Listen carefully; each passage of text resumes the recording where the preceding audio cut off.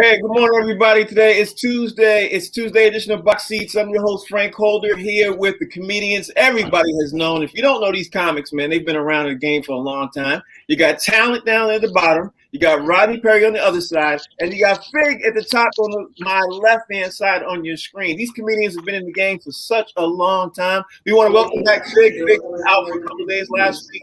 Fig, thanks for joining the show back again. Talent, thank you for joining the show. Rodney Perry, thanks for joining the show.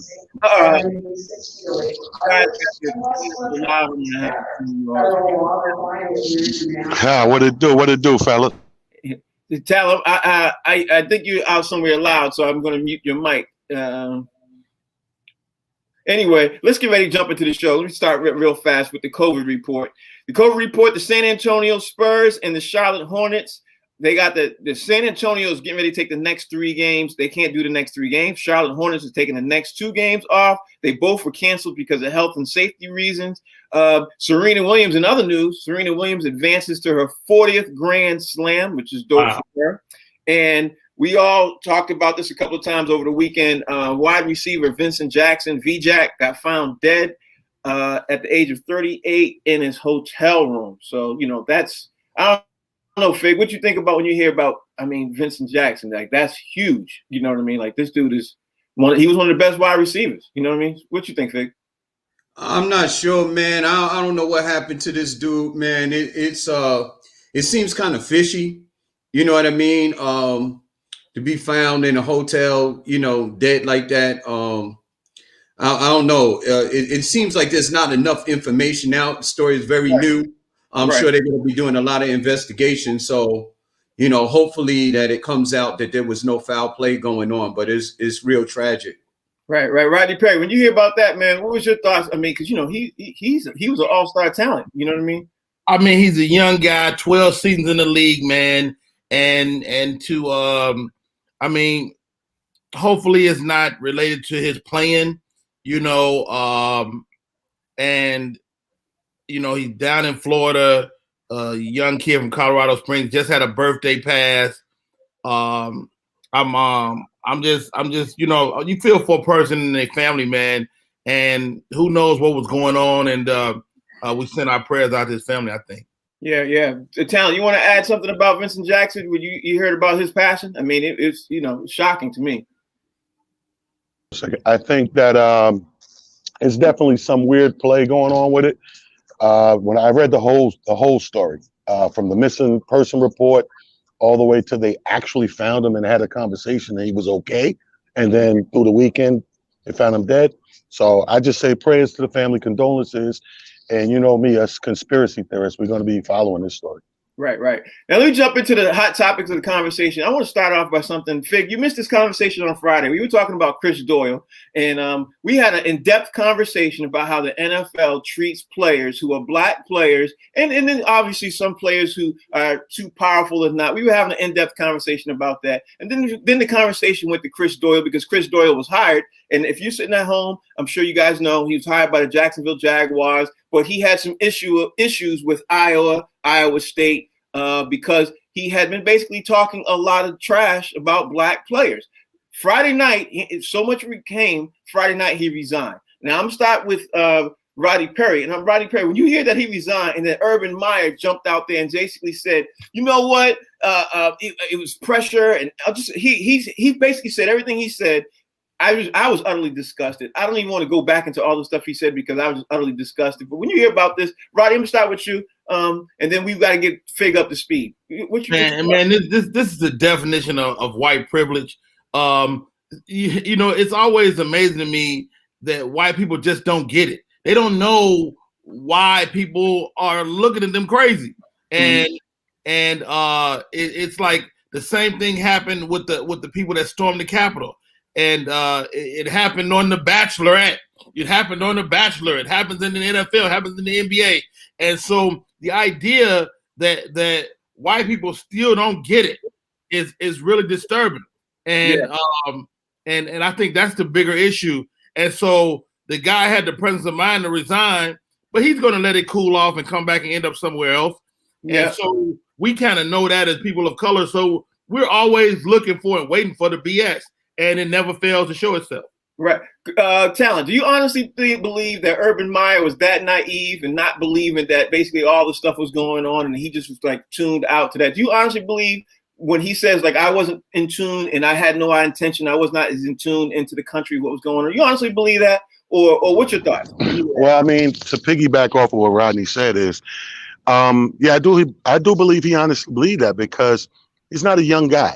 These older gentlemen are used to and accustomed to a certain way of life. The climate has changed as of officially a year ago. The climate is on hot when it comes to bias and racism and white privilege and these things. And a high beam's being flashed and pointed at it.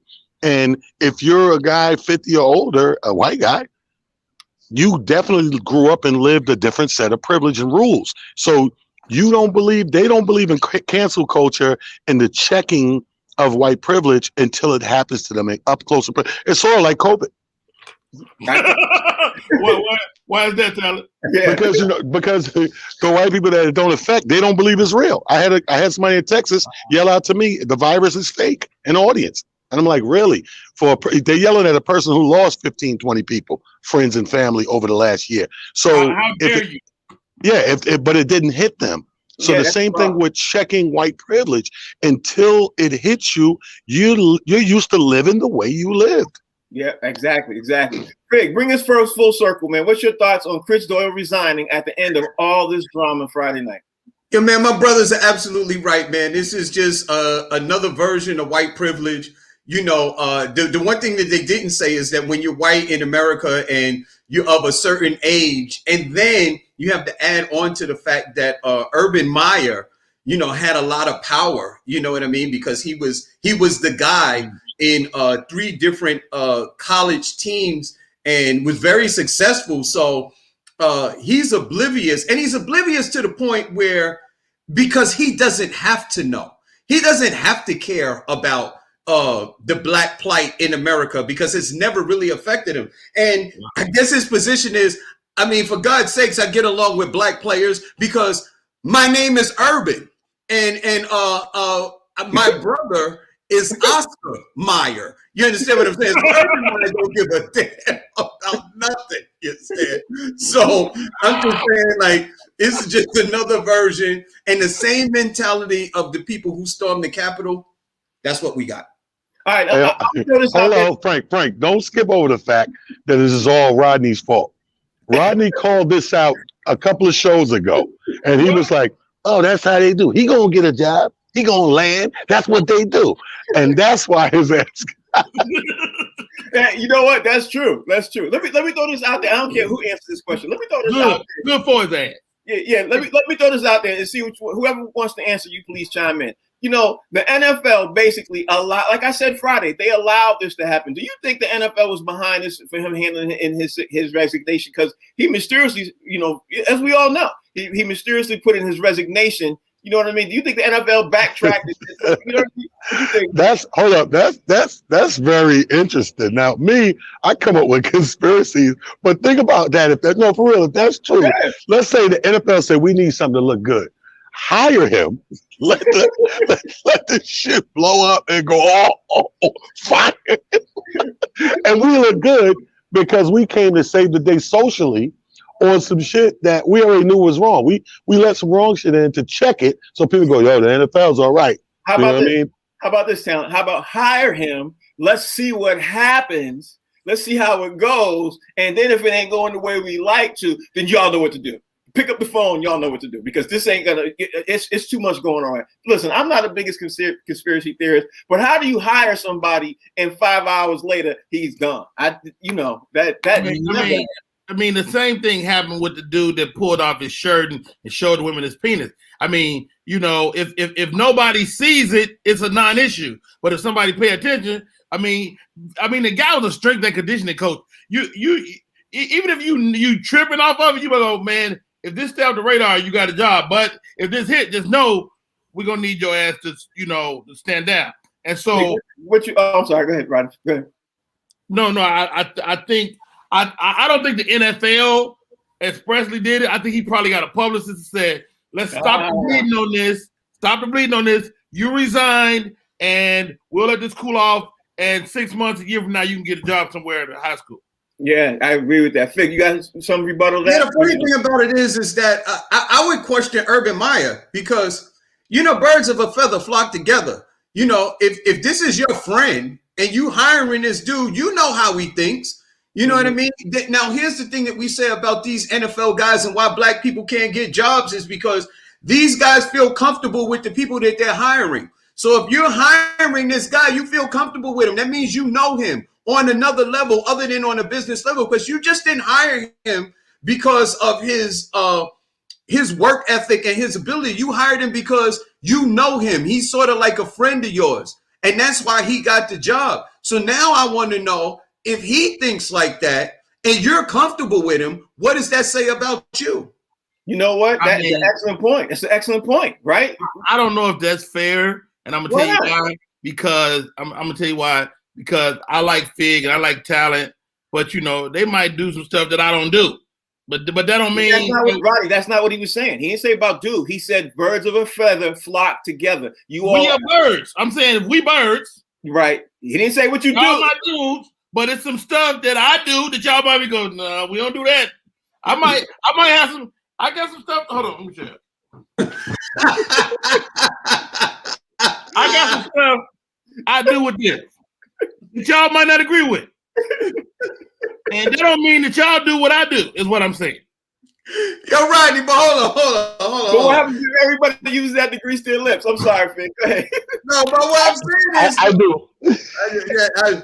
I use Vaseline for other things, but that's none of your business. Anyway, no, what I'm saying is that the fact that you have to work with this guy on a consistent level, you know what I mean? You're in the same space with him all the time. On an NFL team, during the whole season, the off season, you're with this guy all the time. And he working closely with you. You guys gotta have something in common in order for you to hire this guy. That's why we keep that. That is the thing that we keep pointing back to, why black men don't get these coaching jobs or these positions on these teams, is because of the comfortability of the people who's doing the hiring. Now, Urban Meyer hired this dude, so he got to be comfortable with this dude on some level.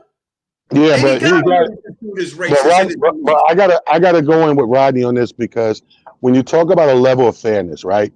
There's some correctness to what you're saying, Fig, but to Rodney's defense is we're more than one angle. We're more than one component of a person. So he's right. There could be this thing that brings us together and makes us a group where we rock. And then everybody has those individual things that make me joy. Like for example, Rodney, I gave up on that brand. I use the cocoa butter combination now. That's a whole nother thing. So we differ there, but yet we're the same. Indeed. All right, that was funny, as y'all normally do. But since we're having that same type of conversation, let's move the conversation over to the big hot topic that everybody's talking about today. It's got to be Draymond Green sounding off against the NBA. It's the same topic. Yeah, and that's what I was about to say. It's almost the same thing. It's almost identical, except in this particular one, I could see literally both sides of the argument. And I say that because if you own something and you the owner, you're well, maybe speaking a little bit too strengthful, but let's say it like this. The owners feel like that they have the rights to the players and they can do what they choose to do. Now, first of all, let's give the prefaces. Let's say that, in case you don't know what we're talking about, Draymond Green sounded off and said that the NBA needs to step in and have the teams treat the players the same way that the players want to be treated and have fairness all the way around. So the teams should not be throwing out the name of people talking about who they want to trade, when as James Harden and Andre Drummond and all these guys are going on and they said, I want to be traded. Actually, especially James Harden said, I want to be traded. And people basically vilified him. Now there, you're all caught up.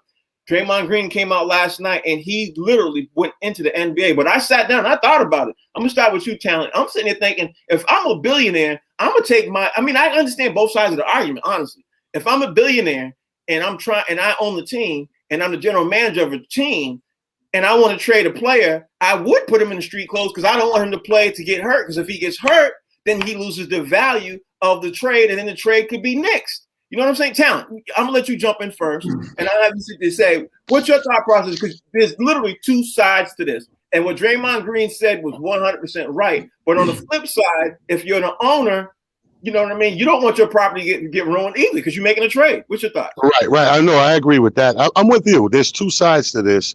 And obviously, because in the NBA, the player and owner are not 50-50. They are partners. They did get the collective bargaining where they got a lot of say-so in it. So let's just say if we break it down to numbers, it's 60-40.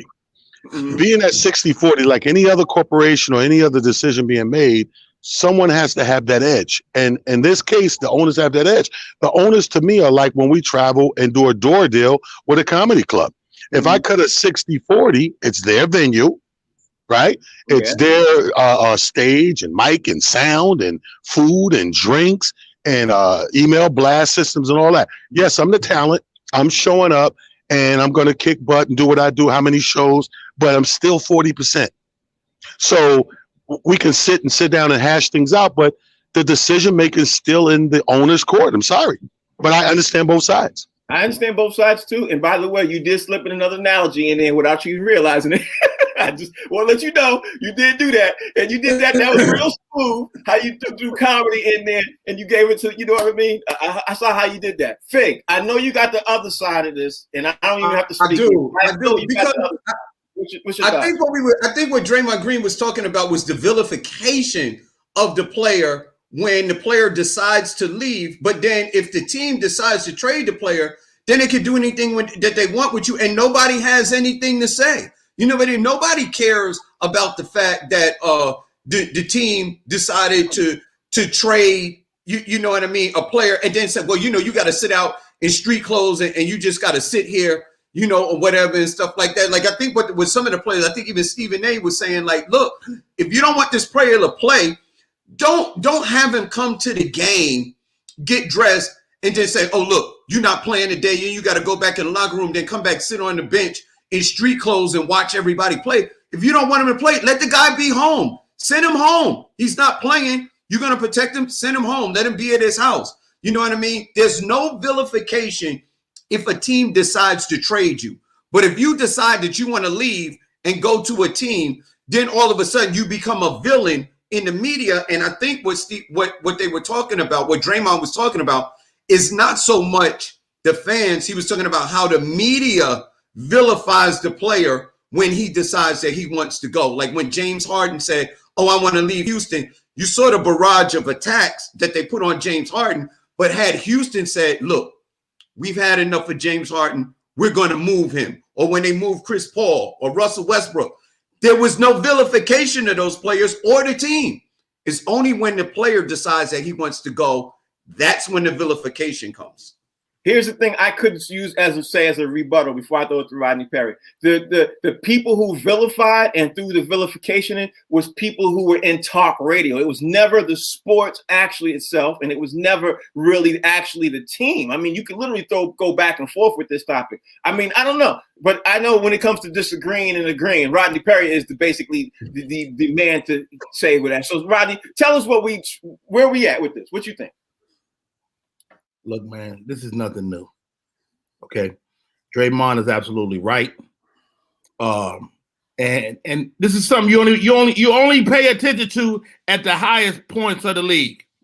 Like, there's some kid being traded today that got his family, his kids in school and everything. They go, hey, thanks a lot, dog, but your ass is out of here. It happens all the time. You know, when you hear these journeyman players talk about the league, they've been to 15 different teams. They don't get no notice. But you got one guy. I'm all for players rocking their power. You know what I'm saying? And even on this show, you guys are like, well, you know, Harden shouldn't have done what he did. And this man, forget that. These teams do that. They will move you without any hesitation.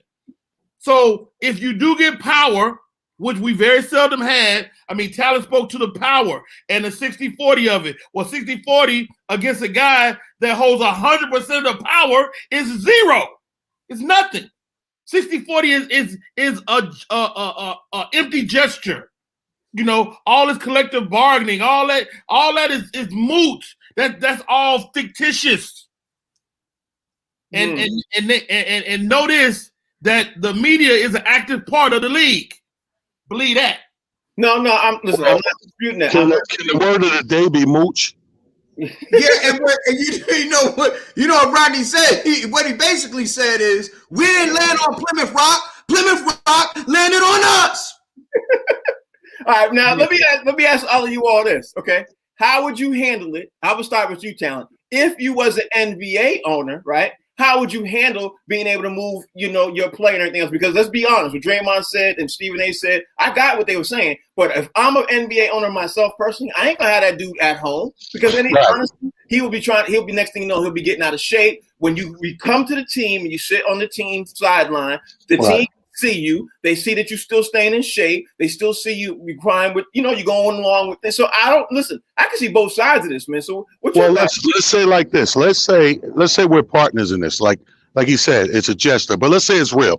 If we're partners in it, we should mutually be able to sit down and come to an agreement. You don't want to be here, right? So I'm gonna appease you because I don't want you here unhappy. So I'm gonna appease you. Let's sit down and see what teams or part of the league is doable, what's going to make you decently happy or not happy. What do I get? What do you get? Let's collectively come to a place. Like that's what people do when they negotiate.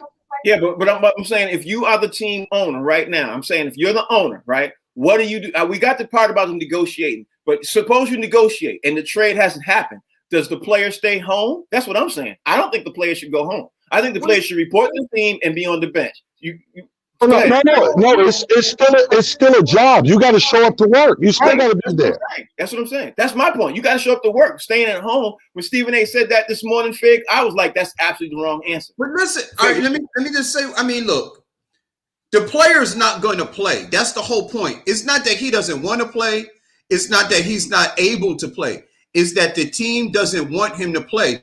Why make him come to the arena and sit on the bench when you know you're going to trade him at any moment? What you could do is let him go home and prepare with his family to be moved at any moment, like Rodney said, because what happens is sometime in these instances, you got a player that he'll come to a team and they'll tell him that when he gets to the stadium, like, look, man, you've been traded. You got to get on the next flight and go to such and such a state because now you're on that team. And he doesn't even know he has opportunity to say anything to his family while his kids is in school, like Rodney said, his wife or whatever. You have to win. That's what the thing that people don't realize. These players, they're entities, but they have an entire family that's connected to them. And when they move, if you move me from the East Coast to the West, it's not a job. It is a job, Fig. Let me explain something to you. Here's the thing. I know that us as fans, we watch it as entertainment, but it's a job you signed up for. There's a contract involved. So you have to show up to work. In radio, let me tell you something. When they sell radio stations and they're ready, like I'll be getting dressed in the shower at 5 a.m. to go do a 6 a.m. to 10 show. I'll get a phone call. You can't even come in here. I didn't know you were selling the station, but it ain't my station. Mm-hmm. I'm just a worker, be at the station. So sometimes, a trade's going to go through maybe while you sleep. Remember the Patrick Ewing trade? At its time, it was the biggest trade in the NBA. Guess who didn't know about it? The biggest player in the trade, Patrick Ewing, because they didn't have to tell Patrick. He's a worker bee. Right, but that's the that's the point that I think that Draymond was making. You, as the organization, you could do that with no backlash. But if the player decides, all right, look, I want to leave, now all of a sudden everybody's up in arms. It's like he got a lot of nerve. He signed a contract. You know what I mean? He needs to be committed to the team. Where's your loyalty? And now you got to get, Honestly, Fig, you know what? And we did the same thing. Let's be honest. Because when James Harden said that he wanted to leave, we were all up in arms because y'all was up in arms. I wasn't. I said it then. I hear what Talon is saying. I understand what Talon's saying. It's a job. That's great. And the radio analogy, amazing. But the radio analogy is still a load of bullshit the way they treated you. The way they treated you is still, so don't get mad when Talon get hot and tell y'all, you know what, pay me or don't. Well, hold up. Let me explain to you my point of view. I think, and you don't have to agree, I think there's a difference in a boss and a coworker. So I look at it like this. I go up in arms on the Hardens who wake up one day and want to quit on their team because you're taking it out on your coworkers. These are the guys that ride or die with you inside that bubble. Let me say something. It's different from the boss because if the people who carry this show wake up one day and want to go to do another sports show and X us, that don't change how I'm going to treat you, Fig, and Frank. We are a team. We got to be comrades in this. We can't let the boss, how they move, like how we move. Now, that's different. Of course, you're going to be in up arms more for the player reacting than the owner. The owners is just like a slave. Yeah, You can't break up the family. Yeah, but let's say this. Let me just say this. This is one thing that nobody here has discussed either. And here's a very vital point. When you are a player, you agree to sign a contract. You agree to work out until the end of that contract. So it's, of course, people are going to be up in arms when you say, you know what, I don't want to be here no more. That was my problem about saying what Draymond said, because as a player, nobody forces you to take that $120 million 4-year contract. Nobody forced you to do that. Nobody forced you to buy all that stuff from longevity. Nobody forced you to do any of that stuff. You chose to do that, and now all of a sudden you don't want to be here. Hold on, let me just say this one thing. We bought stuff. We got sponsorship dollars and advertising thing with your face on it for a 4-year term. Now all of a sudden 2 years in, you don't want to be here. That messes up my money. Go ahead. But the only thing I'm saying now, what happens? You sign that 4-year contract with the team, but the team gets ready to move you, and they can move you, and you still got your contract. It's the same thing. Yeah, but when you move as the player, it's now you own the play. Now, hold on, Fig. Nobody forced you to take that $120 million 4-year contract. Nobody forced you. Nobody forced you. But when you're a team and you're the owner of the team, right? Here's the thing: when you're the owner of the team, and now you sit here, you get ready to move for James Harden. Everybody, all your people, your advertising revenue, your sponsors, your TV people who you worked out there, they all know, because now you've said, "Hey, we're getting ready to move this player." Make sure you do your stuff you have to do accordingly, because don't try to think about James Harden going to be here and when's September and it's June, because don't make no agreements with him, because he won't be here in September. That's all. I mean, it's a different thing. Listen, an owner is here, right? A player is here. It's just, that's the way it is. I didn't make the rules. It's just that way. You can't be, as a player, try to say, well, I need to get closer. A owner, if you own a matchbox of toys, you can tell everybody in the matchbox toy what you're going to do with the toys. Whatever you want. Let me know when you finish, man. I'm finished. Go ahead, Rodney. Go ahead. Let's say this. Let's say you guys are all right. All right. The owners, which I always say, the owners have position over the players. Always. I've been saying that. They have position. Anytime you go into a deal with a person that has position over you, you're always in a bad position. So now you're a player. And yes, you took the money. You took the $100 million. You took the house. You took the car. You took everything and you look around, you go, wow, I'm actually way more powerful than I thought I was. Right? Yeah. Okay. I don't like this organization no more. I want to go play somewhere else. Guess what I'm about to do? I'm going to play somewhere else. And if y'all don't let me go, I'm gonna stay on this team. I'm gonna fulfill the minimum of my obligation, and I'm gonna show up to that league, right? So the idea we're discussing today is not a negotiation. The idea is it fair that ownership or the owners of the NBA, the ownership can do one thing and the player does the same thing, and it's all of a sudden not fair because you're under me. Like, that's the definition of slavery. No, there's a whole lot of whiplash going on involved with that. There's a whole lot of more pain in that, because I don't see it like that. I mean, it is absolutely like that. No, it's not. It's not. It's okay. Like that. Whether you talk about NBA or you talking about NFL, it's still slavery. No, it's not. Here's the thing. Here's the difference. The difference is what Frank said that makes so much sense is this. The person who owns the thing, whatever that thing is, it could be a sandbox. If I own a sandbox and I have a party where you come over my house, my rules apply in the sandbox. We're all playing in the sandbox, but it's my sense. Someone has to own it. He's right. Some people are locked into way more financial obligation, that being the owner up here. He's buying marketing. He's buying advertising, commercials, paraphernalia, everything that goes along with you playing here in my sandbox. You don't have those same obligations. You know what you have? You have an obligation, this contract, to show up for 4 years for $120 million, game in, game out. With that goes conditioning, with that goes practice and scrimmaging, with that goes traveling in and out, home game, away games, all of that stuff. Being a team player, being a team leader, if you're the team captain, all these things go with your contract. We can't keep saying every contract is slavery. We can't. We just can't. Because guess what? The real slaves didn't have a contract. Can I say that? Let me just say this point. It's not slavery. It's not slavery. But what it is privilege. It's privilege. Let me explain. Right. Go ahead, Vic. The team has the privilege of breaking your contract and moving you somewhere else. The player, I mean, you sign a contract. Listen to what I'm saying. You sign a contract with the Lakers. The Lakers could take your contract and sell your contract to the Clippers. So the team has the right to do something with your contract, but they don't want the players to do the same thing. And that's the only point. That is the only point. Have you ever read a contract? No.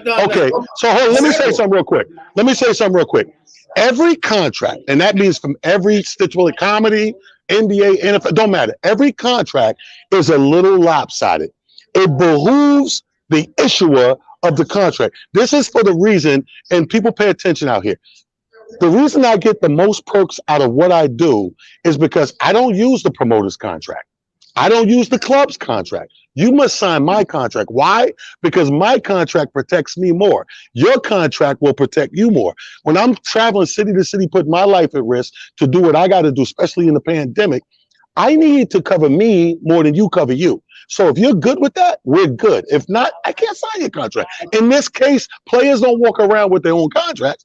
The NBA and the powers and the owners got contracts. Yeah, but also the only thing Fig said that was wrong was that when he said that they they're not breaking contracts. They're moving your contract over from one spot to another, and then they restructure your contract into because if you're in the last year of your contract, then they restructure and extend it, or they restructure and build it out. But they're not breaking that contract unless both sides have agreed to break the contract. I'm not talking about breaking it. It's just like if I sign with you, Frank, and then you send my stuff to Rodney.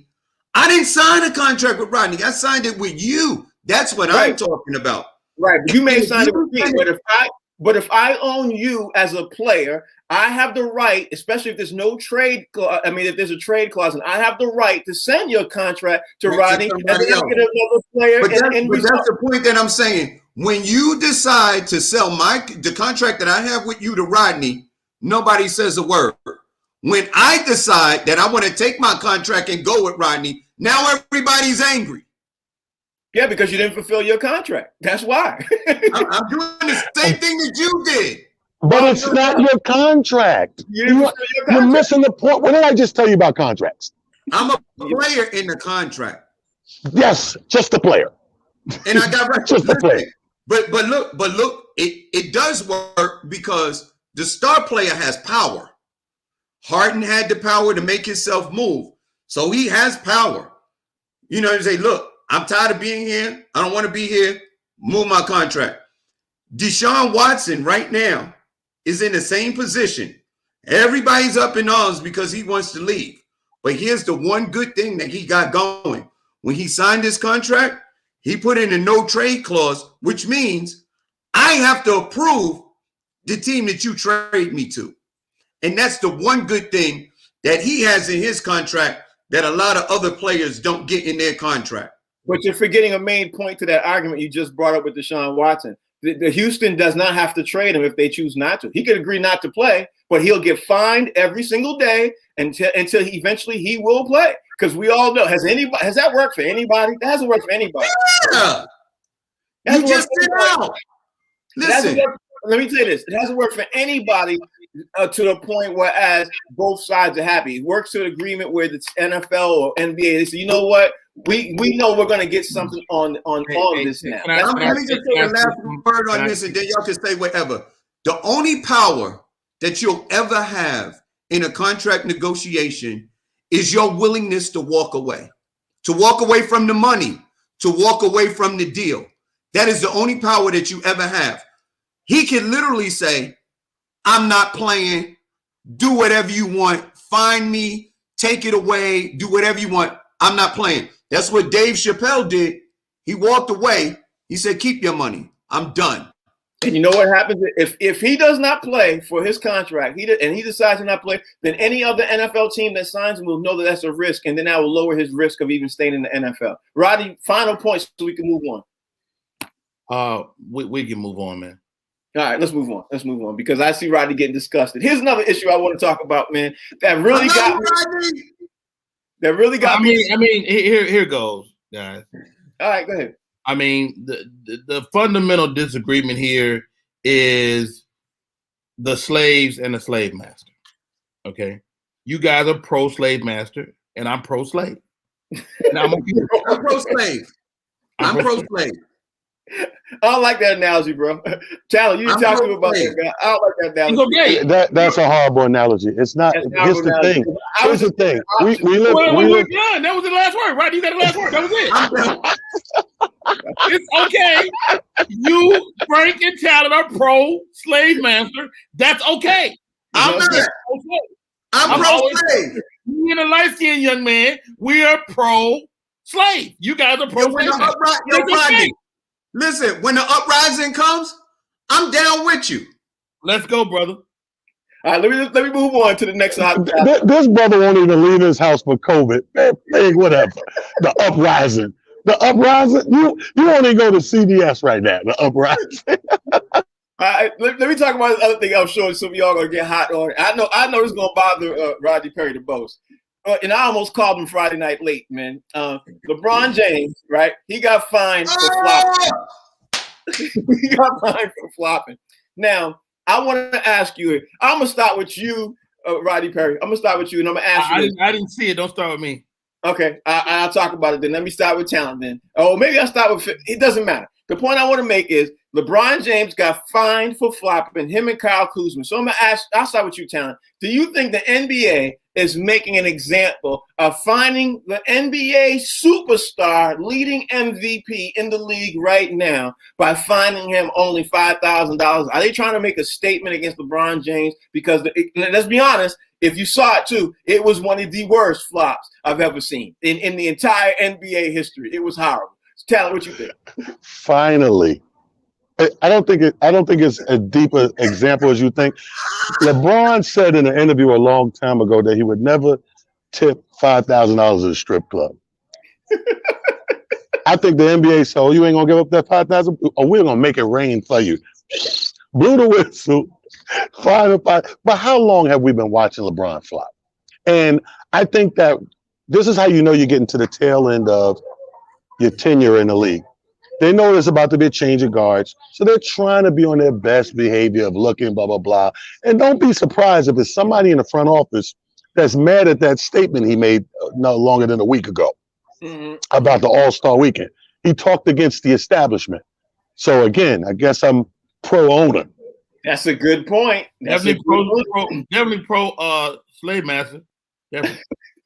Yo, let me say this. What you thought?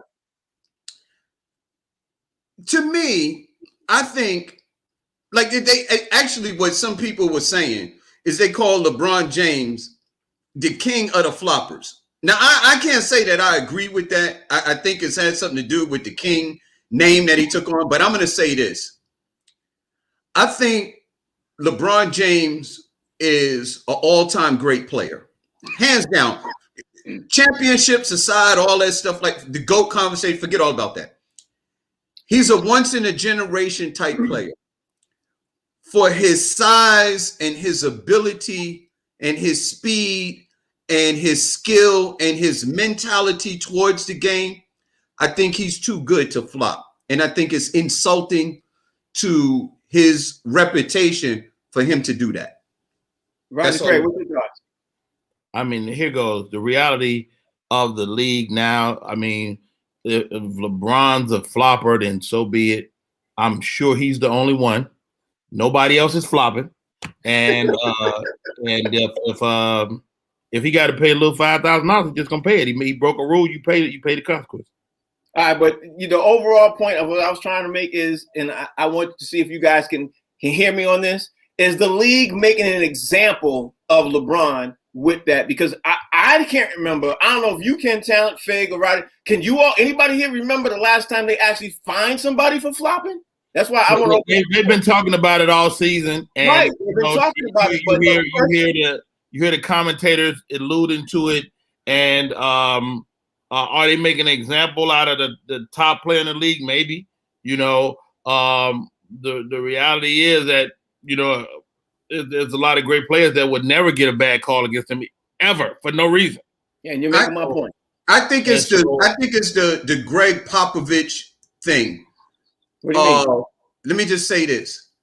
Greg Popovich used to yell at Tim Duncan, which made the rest of the players on the team is like, hold up. Tim Duncan's the best player on the team. If Greg Popovich can yell at Tim Duncan and Tim Duncan can take it, then the rest of the players got to fall. Everybody under Tim Duncan got to fall in line, and he can yell at them too. So he sort of like set an example. And I think what you're saying is, Frank, if you're going to find the face of the league for flopping, then it's almost like an automatic signal to the rest of the players in the league. You better fall in line because you guys could definitely be next. If they're going to find LeBron James, who the hell are you to think that you ain't going to get fined if you get caught flopping? Yeah, and I like that's the kind of example. I hear you, but I like mine better. I think that's a Magic City processing fee. I think that it's $5,000. You can't teach a lesson with $5,000.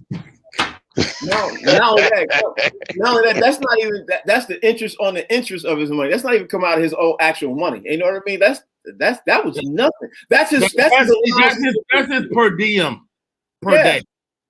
Yeah, that's what it is. Please. His per diem is a lot more than 5,000. Let me tell you that. LeBron James, his per diem is way more than 5,000. His room is probably more than $5,000 when he goes on the road. That's crazy. But I'll say this though, they should take flopping out of the league, and I do think that is beneath LeBron James, and $5,000 is a drop in the bucket. So that's what makes me think that it's it's sort of like, okay, that's enough, guys. All right, I'll leave that with that. Oh, you want to say something, Ronnie? You want to? It's part of the era we're in. It's just part of the era. I mean, like again, it's not just LeBron. It's Steph Curry. It's everybody flop. So, do you find Steph Curry too? Do you find James Harden? Are you going? I mean, if 5,000 start adding up, you think the slaves is mad about this other shit? Start taking their money. Yeah. Gonna start running them to a new league. Come on. Yeah, you know what? Let me tell you something. You know what's kind of funny, Frank? It's on the heel of him just getting the number one player. Like he's got the top turnovers in the league. Like he's number one in the NBA as far as turnovers. And then they just turned around, which is another stat talent. And then they just turned around and find him for flopping. I'm like, what the? I never even heard of that stat before. The most turnovers, I never heard that before. Never. Which is baffling to me. I was like, this is baffling to me. All right, let me hit off this last topic before we jump into a fun topic I want to talk about. Last topic is this morning I woke up. Deshaun Watson's news is everywhere. He took a picture with a Dolphins player. People are losing their mind. They're going crazy. All kinds of hypothesis is happening and everything else. We talked about Deshaun Watson forcing his way out, everything else. I'm gonna start with you, Talent. I'm gonna ask you this: do you think, honestly, him taking a picture is a big deal with a couple of Dolphins players? I mean, honestly, these Dolphins players were his ex-teammates in college, and everybody's up in arms that like they lost their mind. Personally, I think people, if they want to focus on anything, they should be focusing on Dak Prescott right now, because I think that's where the real issue in the NFL is. That's my opinion. It's a waste of time and a waste of energy in the news. You better off putting some Gorilla Glue on a real dolphin.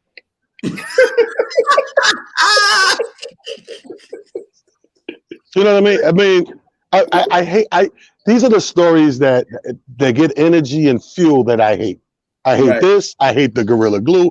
I hate the Lombardi Trophy Karen, who wants an apology from Tom Brady. This is right in that same bucket of just filter, making up news. Let me tell you something. He can take what? He's a human being. He can be passing through an airport, a train station, take a picture with a New England Patriot, a Jets, Raiders. That don't mean he coming there, yo. That don't mean that he's sending you a message subliminally. Like, we got to stop feeding into stuff like this. I just think it's a picture. I agree with all that, man. Fig, what's your thought process? Is this a big deal, or is this a waste of time? Even literally, ESPN. What you think? You know what? Listen. In the world of social media and entertainment now, optics and encrypted tweets and text messages seem to be, the new thing now. And the fact that he was down there and took a picture with, some Miami Dolphins players. He was in Miami, you know what I mean? Almost like he was meeting with some of the players, meeting with maybe the coaches of the team or what have you. It seemed like a place where he would be happy, good to go. So it's like the optics is what it is that they're talking about. And I guess what they're really saying is the optics really don't look good for the Texans because Deshaun Watson has power and he's out of there. I'm with the slaves. But he really doesn't have power. He's requesting it. But you know what? I understand your point, Fig. What's your point, Rodney? What you think? Look, the Texans are a horrible organization. They let go of Hopkins. The one guy that Deshaun could get the ball to, they get rid of him. And now J.J. Watt is out of there. Get off this ship while it's sinking, Deshaun Watson. That's what I say. Get off of this ship and go to Miami. It's tax-free. Why not? Does this mean something? Probably. We won't know for a couple months, but it probably means something. It's easy to go, hey, that didn't mean nothing when he did that. It might. We ain't gonna know for a couple months though. Yeah, absolutely agree with that one. Now let me throw this other topic out here because Rodney had a great idea last week, man, and he asked me, what's our most favorite sports movies? And then we were talking over the weekend, and he was like, what's the worst sports movies? So I want to end the show, right? Because I saw a lot of horrible sports movies, bro. But I think, and I'm gonna throw this to Talent first. But I'm going to tell you what my worst sports movie is, right? Because we've seen a lot of sports movies. I think they try to do the sports movies in time to get people to come to the theater and enjoy themselves and easy money. You know what I mean? I think they think that easy money. But to me, this is mine. Ed is the worst sports movie I've ever seen. That's the movie with the monkey and the monkey is the monkey is the baseball player. and it was one of the worst movies. I'll be honest with you. I never even finished the movie. It's called Ed. Never even finished it. It was that bad. Talon, I'm gonna start with you. What is your worst sports movie? If you could top that, let me know. I'm gonna give you my top three. First of all, number one, Juwanna Mann. Wow, Juwanna Mann is not a bad movie. Excuse me, brother. It's my list. You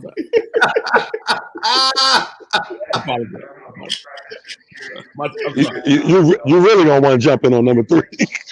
Juwanna Mann, horrible, right? Right behind that is The Great White Hype, horrible. Yeah, horrible, yeah. But the worst one I think is gonna be of all time, ain't even come out yet. Space Jam 2 with LeBron James. The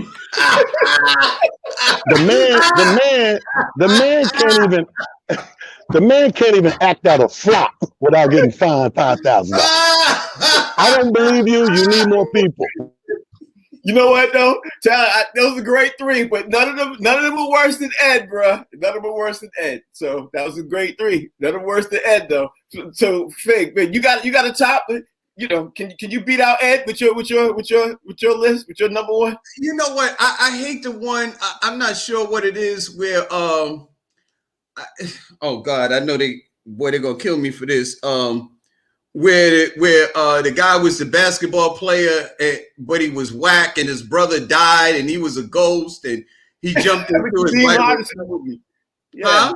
The Kadeem Hardison movie. Oh my God, that was it was it was like it was really bad. You know what I mean? I did not like that movie at all. And that was the worst. Now the top.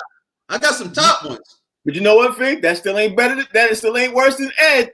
Y'all ain't got me on Ed. So Rodney will talk to me. Tell me, see if you can beat Ed. No, you absolutely. Ed is horrible. Ed is on the list that I looked up. Ed was on the top of several different lists. So Ed is horrible. So let's look. Air Bud was another despicable movie. Yep. Air Bud, the dog playing baseball. Anytime there's an animal in a sport, it's some bull. All right.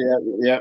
Rocky Wait a minute, Five. say that again, Rodney. Rodney, say that again. Anytime there's an animal in the sport, it's some bull.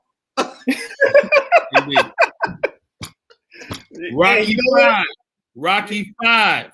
Rocky Five is bad. What about the fan? The fan was bad too. The fan was bad. I actually kind of like the fan. With Robert De Niro and my man. Yeah, that was horrible. What about I like the fan. I like the dog with the flying dog? Is this my turn? Who turned it? I'm sorry, Rodney. I'm sorry. Go ahead, Rodney. And finally, it's so many. You know what made the list, Frank? Your favorite movie, Draft Day, is on the horrible movie list. Well, yeah. Well, whoever made that list, I won't be asking for no recommendations because Draft Day. There's a movie called The Slugger's Wife. Yeah, that was bad. That is horrible. Unless you're Crash Davis and Andy Savoy, baseball and romance don't mix. Yeah. Love story set in the baseball story. Horrible. Yeah. But can we just crown Ed as the worst movie of all time? Definitely. Ed, You did the top movies already? The top sports movies already? Yeah, you did it Friday. So what's your top movie, Fid? You did it on Friday. We did that Friday. Glory Road. That's your number one. That's your number one top movie of all time. Movie? Really? You know why? Listen, Tell I'm pro. Listen, tell you this. I'm pro-slave. This is a guy that couldn't get a team. He was at an all-girls college. He coached girls first. He got all these black players together on the team, and they won the national title over Kentucky. First all-black college team ever in history, and it was a true story. Mm-hmm. I'm pro-slave. Okay. All right. I've never seen that movie. Talent brought up That's a movie. That's why you can't go to jail then pop back on the show right away. Because what? Did you see that? Yeah.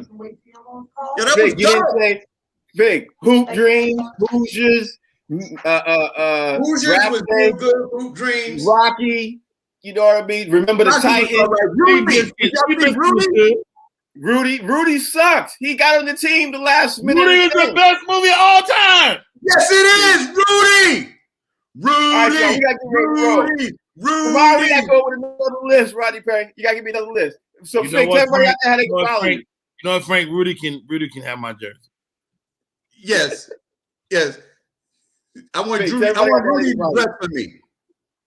RodneyPerry.com, Rodney Perry Live, all the social media. Check out the YouTube. I'm gonna be doing some shows this weekend in Detroit. Hopefully, if I'm not snowed out. Yes, sir. Is your show on tonight, Rodney? I'm sorry. Hold on a second. Is your show on tonight, Rodney? You doing your show live? No, we're not doing the show tonight. Okay. Go ahead. Comedian Fig on all social media platforms, but Monday through Friday, right here on the Bog Seats, baby. Monday through Friday, 1 to 2 p.m. The best damn sports show on TV. I got to thank Talent also for joining the show. He obviously had to bounce to catch his flight and everything else. Y'all are watching the Box Seats. The channel's called The Humor Mill. Make sure you check us out tomorrow, 1 to 2. We'll be back tomorrow. We got some more other hot topics to discuss. And we're going to probably talk about another fun topic. And maybe we might dissect Rocky or what was the one? What was the one you just said? The Notre Dame kid? What was that one? Rudy. Yeah, maybe we dissect Rudy. Anyway, y'all got to go. We'll see y'all tomorrow. Same bat time, same bat channel. Peace.